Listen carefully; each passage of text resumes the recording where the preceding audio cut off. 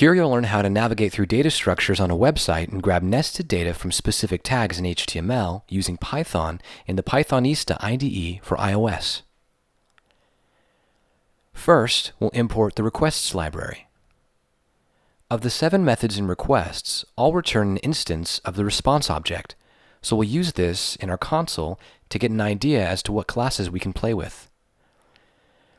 Next, we import the Beautiful Soup library and specify version 4. Beautiful Soup will help us navigate through data structures which we'll need to grab nested data, for example, a class inside of a tag in HTML. Let's declare a variable we'll use later, then specify the link we'd like to inspect.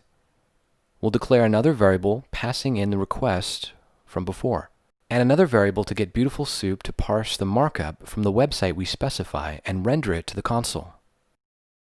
If we take a look at the website, the elements I want are the service prices. So what we can do now is use the first variable we declared to give us the page code. Let's take a look. It's probably easier to grab the tag around the content I want. So I'll go ahead and make a search for the price. I see this class VC Custom inside of my P tag. I'll grab the class name. In our Python script, let's declare a variable and have our parser find the P tag, then call the special class we found in HTML. I'll fast forward to include the other 2 prices. But now we can print out these variables. Notice I've commented out the first print statement. I'll print out a little intro and concatenate a space and then the variable with text method attached.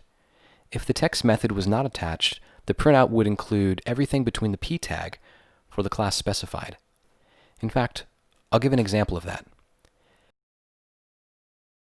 You can see our code pulls the tag and the class and everything in between. Instead, we don't want the HTML. We want the content. Well, there you go. You now have a functioning Python script to render out the price for the HTML classes you've specified. So practically, how is this useful? With a tool like this, you can check values online that might change over time. You could even program this script to run and send you an email should the price drop below a certain threshold. Well, the possibilities are really endless. I hope you enjoyed this video. Stay tuned on my channel where I touch on technical topics weekly.